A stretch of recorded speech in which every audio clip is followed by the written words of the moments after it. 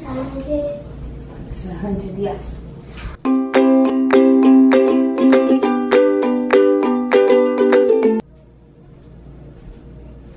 So it is now the start of June, which means that it is one of my favorite times of the month where I get to wipe off and clean off our 2 calendars that are on our fridge and just start fresh for the next month. This one we use for our children's activities and any appointments that we have throughout the month, like dance, doctor's appointments, and Girl Guides. And this one we use for meal planning, our grocery list, and then any things that will be coming up in the next month that we might want to just have a quick look at for our planning purposes. So let's get started.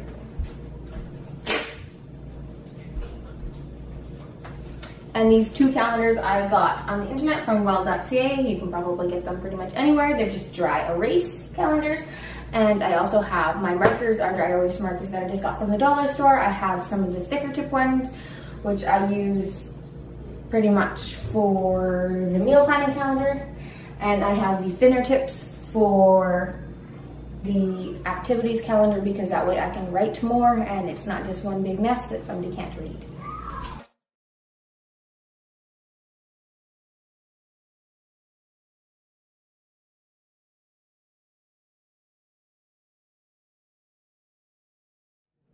Oops. The one thing you should do is before you erase your shopping list, you should probably write it down.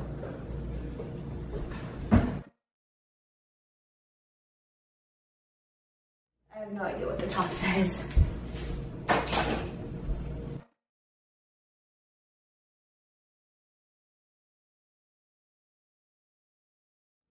So these are the pens that I use. They are color coded. I try to do squares or boxes around the different activities. I try to use one color for dance, one color for Girl Guides, one color for doctor's appointments and things like that. And then this is the fine tip one. I just hit myself in the face with it.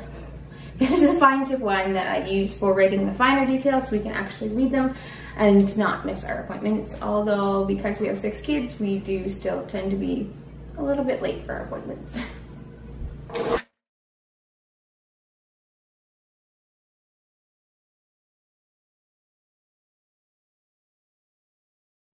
And my phone is basically my brain. We have a lot of activities planned all the time. So I use my phone for my calendar and then link it with Dustin's calendar, as well as Theodore is 10, so he sometimes stays at home alone. So he also has a phone that just stays here with him.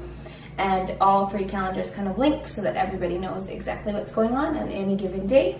So I would use my phone to find out what is going on this month.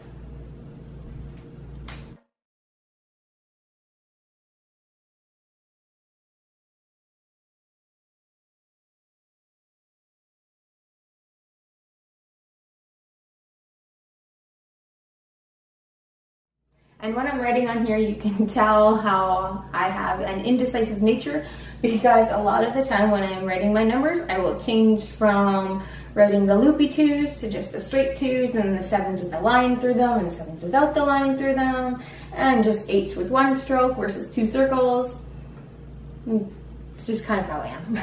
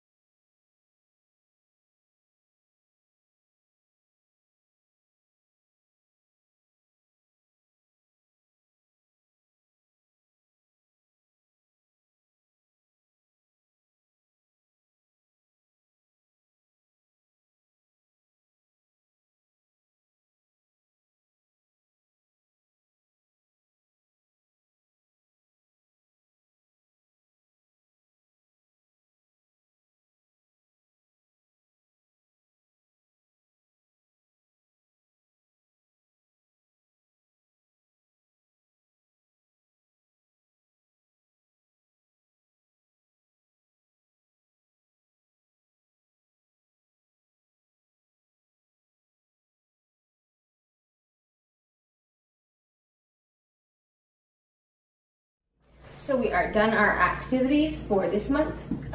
We are thinking of going on our trip for these 2 weeks, so that's actually when we have the least amount of activities for the summer so far. So we will maybe have to reschedule some of our activities, and this is actually not a very busy month at all. This is a very tame month.